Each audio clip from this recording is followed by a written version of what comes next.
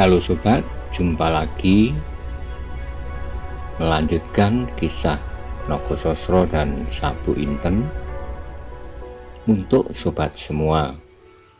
Kali ini dalam episode bertarung demi sepasang keris. Selamat menikmati. Salam budaya. Pegawai istana sudah pasti bahwa apa yang dilihatnya itu sangat mengharukan hatinya. Ia yakin sekarang bahwa Nogososro dan Sabu Inten itu adalah keris-keris yang asli. Maisojenar memang pernah melihat keris itu beberapa kali dahulu sebelum lenyap dari istana Demak. Memang tidak semua prajurit bahkan perwira yang beruntung dapat menyaksikan keris itu. Karena Maisojenar saat itu menjadi pengawal raja dan istana, maka ia diberi kesempatan untuk menyaksikan pada saat keris itu dimandikan pada hari pertama setiap tahun. Karena itu, ia hampir tidak dapat lagi mengendalikan diri. Hampir saja ia meloncat mendekati keris-keris itu. Kalau saja orang yang berdiri di sampingnya itu tidak menggamitnya. Apakah Tuan berkepentingan dengan keris-keris itu? Kata orang itu. Maisojenar kini tak dapat mengelak lagi. Kedua keris yang dicarinya sudah ada di hadapannya. Maka apapun yang terjadi haruslah dihadapinya. Benar Kisanak, aku datang untuk kedua keris ini. Aku harap Tuan mempunyai kepentingan yang tidak sama dengan kepentinganku, jawab Maisojenar. Orang itu menggeram. Aku sudah menduga, tetapi sayang bahwa kepentingan kita sama. Mendengar kata-kata orang itu, seharusnya Maisojenar tidak lagi terkejut. Namun demikian darahnya bergelora hebat. Kisanak, maafkanlah. Aku tidak dapat melepaskannya lagi, kata Maisojenar sambil menahan diri. Orang itu merenung sejenak. Dalam keremangan cahaya obor-obor, Maisojenar melihat betapa gelisah perasaannya, sehingga akhirnya keluarlah kata dari mulutnya. Tuan, aku telah berhutang budi kepada Tuan, tetapi aku akan tetap pada pendirianku untuk mendapatkan benda-benda keramat dari istana Demak itu. Maisojenar tidak tahu siapakah orang itu, sebagaimana orang itu tidak mengenal Maisojenar. Karena itu, mereka saling berketetapan hati untuk dapat menguasai kedua pusaka itu. Bagaimanapun, Maisojenar menyabarkan diri, namun akhirnya terloncat pula kata-kata yang tajam. Kisanak, seharusnya tadi aku membiarkan Tuan bertempur seorang diri dan sekaligus dibinasakan oleh suami istri Simorodro itu. Kalau demikian, Tuan akan berbuat kesalahan. Bukankah lebih mudah untuk melawan aku seorang menurut pertimbangan Tuan daripada melawan mereka berdua, jawab orang itu yang meskipun nampaknya masih setenang semula, tetapi isi kata-katanya tidak kalah runcingnya. Sekali lagi, darah Maisojenar menggelegak. Ternyata orang itu dapat dengan cepat menebak perhitungannya. Kisanak benar, memang demikianlah apa yang akan aku lakukan, jawab Maisojenar tanpa tedeng aling-aling. Baik Tuan, tetapi sebaiknya Tuan mempertimbangkan sekali lagi, sahut orang itu. Tidak ada pertimbangan lain, jawab Maisojenar. Maisojenar sudah pasti sekarang bahwa ia harus bertempur melawan orang itu. Sebenarnya ia masih bimbang terhadap bakal lawannya. Menilik sikap serta kata-katanya, agak aneh kalau ia termasuk golongan hitam yang lain yang menginginkan pusaka-pusaka itu. Sebentar kemudian, Maisojenar teringat pula kelemahan Jokosoko pada waktu ia akan menyertai rombongan orang-orang yang akan melintas Hutan Tambak Boyo, juga suami istri si Borodro itu sendiri, yang dengan ramah minta menginap di Pademangan Prambanan. Karena itu, ia tidak akan menilai orang itu dari sikap serta kata-katanya. Sementara itu, orang itu menjawab, "Kalau demikian, marilah kita tentukan bersama siapakah yang berhak untuk menguasai kedua keris itu." Maisojena sudah yakin bahwa memang demikianlah yang akan terjadi. Tapi meskipun demikian, ketika mendengar kata-kata itu keluar dari mulut orang itu, mau tak mau ia terpaksa menaruh hormat kepadanya. Kata-kata Tuan adalah kata-kata jantan. "Mudah-mudahan aku dapat mengimbangi kejantanan Tuan," jawab Maisojenar kemudian. Yang mengherankan, tetapi juga agak menjengkelkan Maisojenar, orang itu masih saja tertawa lirih. "Marilah kita keluar supaya kita tidak harus berdesak-desakan dengan dinding di ruang ini," katanya. Maisojenar tidak menjawab.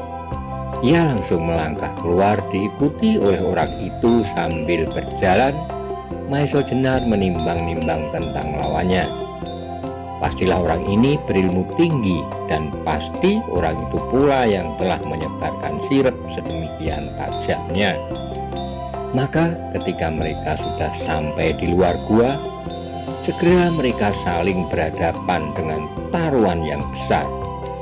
Juga masing-masing menyadari bahwa mereka akan berhadapan dengan lawan yang cukup tangguh.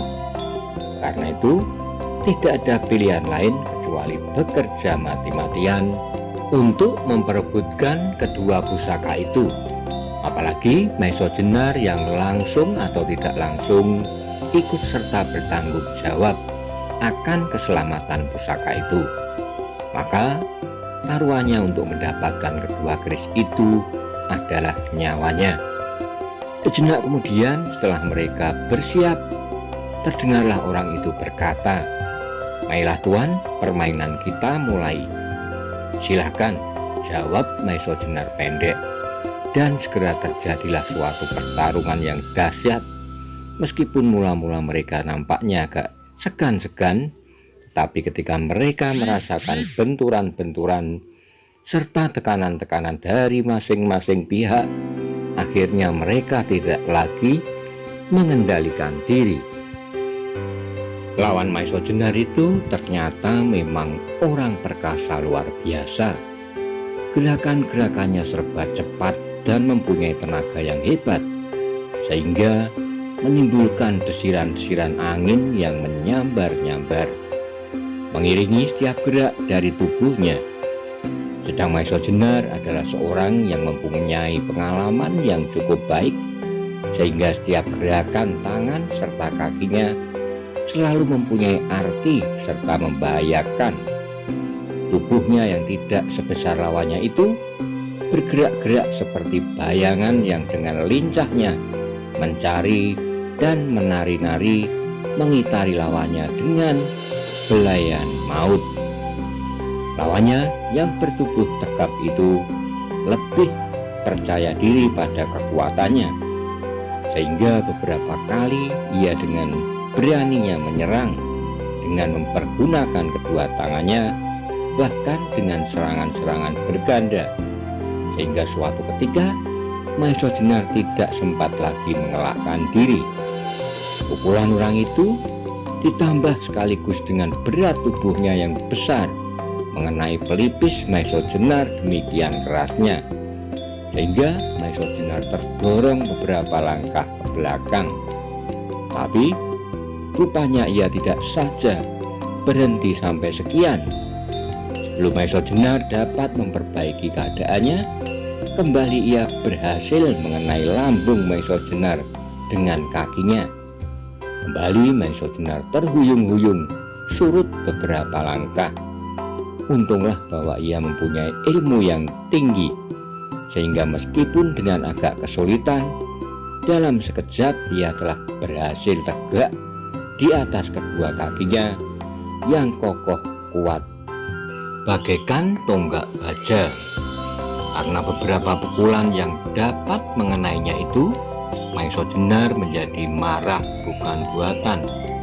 Wajahnya nampak menyala, serta matanya menyorotkan sinar-sinar yang memancarkan pergolakan darahnya. Sekali ia melompat ke depan dan dengan sebuah gerakan tipuan yang bagus, ia berhasil menarik perhatian lawannya pada tangan-tangannya yang menyerang ke arah kepala. Kemudian dengan kecepatan yang hampir tidak nampak, ia mengangkat kaki kanannya dan langsung menghantam dada lawannya. Demikian keras serangan itu sehingga lawannya terpental beberapa langkah. Tapi demikian ia tegak, demikian ia telah bersiap untuk menghadapi segala kemungkinan. Bahkan sesaat kemudian ia telah melangkah maju dan dengan kuatnya ia menghantam ke arah dada Maiso Jenar. Dengan satu langkah, Maiso Jenar bergerak ke samping dan demikian pukulan itu tidak mengenai sasarannya. Demikian Maiso Jenar membalas dengan sebuah pukulan pada wajah orang itu. Kali ini Maiso Jenar sekali lagi tak berhasil mengenainya, sehingga orang itu terdorong mundur. Maiso Jenar tidak mau memberi kesempatan lagi. Sekali lagi ia menyodok perut lawannya, sehingga orang itu menggeliat kesakitan dan meloncat beberapa langkah ke samping. Tetapi Maiso Jenar tidak mau kehilangan kesempatan yang baik itu. Ia pun sekali lagi meloncat dan dengan bergelombang ia menyerang bertubi-tubi sehingga orang itu terdesak mundur dan mundur. Tetapi rupanya keadaan tidak tetap demikian. Tiba-tiba orang itu menggeliat ke samping dan dengan suatu putaran yang cepat ia berhasil membingungkan Maiso Jenar yang ingin memotong putaran itu. Cepat ia mempergunakan kesempatan ini untuk meloncat ke samping lawannya dan dengan suatu gerakan yang tangkas ia merendahkan diri. Tengah lingkaran ia memutar tubuhnya untuk langsung menyerang Maiso Jenar. Maiso Jenar terkejut melihat gerakan-gerakan yang berubah-ubah itu, sehingga ketika sebuah pukulan melayang ke wajahnya, ia tidak sempat mengelakkan diri. Demikian kerasnya pukulan itu sehingga Maiso Jenar terdorong beberapa langkah. Pukulan itu terasa sakitnya bukan main. Sebagai seorang perwira, tubuh Maiso Jenar cukup mempunyai daya tahan yang kuat. Tetapi dikenai oleh pukulan ini wajahnya menjadi panas dan sejenak pandangan matanya agak kabur. Ketika ia mengusap wajah itu dengan tangannya, terasa sesuatu yang cair dan hangat meleleh dari hidungnya. Darah. Mengalami kenyataan itu, marahnya semakin memuncak.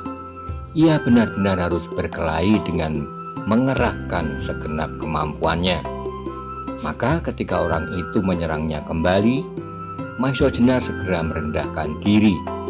Dengan pangkal telapak tangannya, ia berhasil menghantam dagu lawannya. Terdengarlah suara gemertak gigi beradu. Demikian kerasnya serta dibarengi kemarahan, maka pukulan Maiso Jenar seperti berlipat-lipat dahsyatnya, sehingga muka orang itu terangkat tinggi-tinggi. Maiso Jenar tidak mengabaikan kesempatan berikutnya.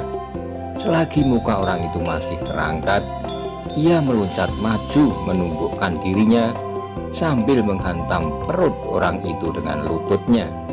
Terdengarlah orang itu mengaduh tertahan dan terlontar surut. Maiso Jenar langsung memburu dan menghantamnya bertubi-tubi.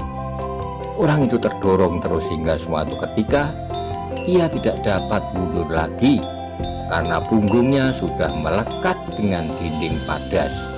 Maiso Jenar melihat kesempatan itu. Ia tidak mau melepaskan lawannya kali ini. Maka dengan kekuatan penuh ia meloncat maju dan menghantamkan muka orang itu dengan kedua tangannya sekaligus. Tetapi ternyata orang itu tidak menyerah demikian saja. Tiba-tiba ketika Maesa Jenar meloncat, orang itu pun menyerang dengan kakinya ke arah perut Maesa Jenar.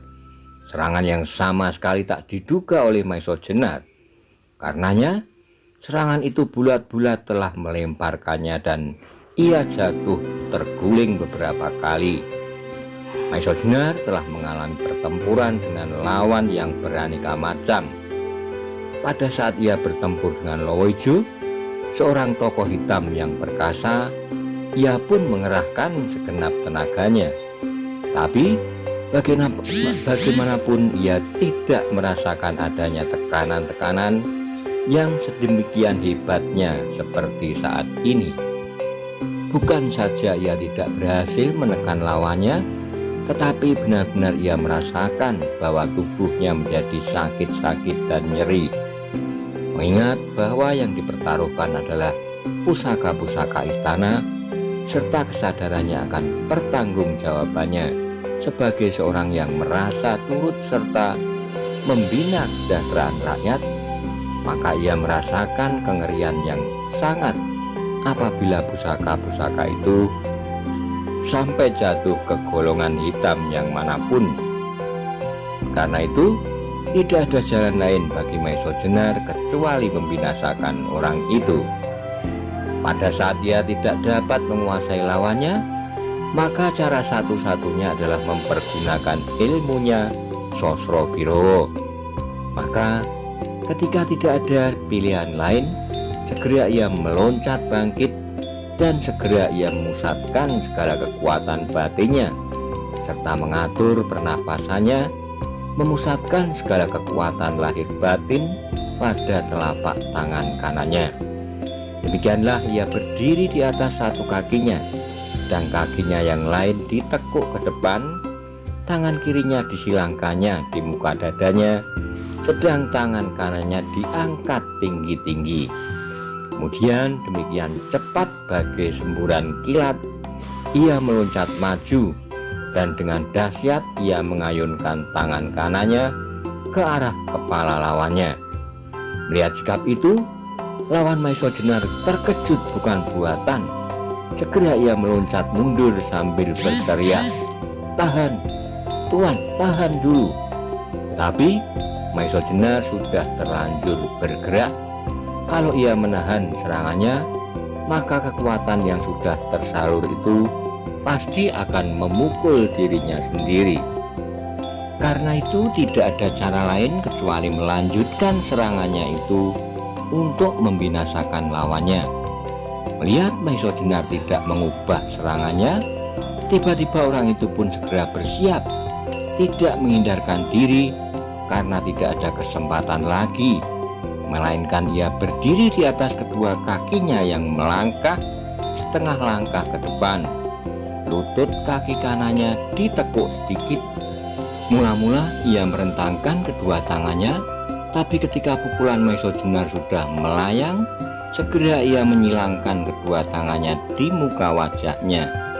Melihat sikap itu, jantung Maesa Jenar seperti berhenti berdenyut karena terkejut.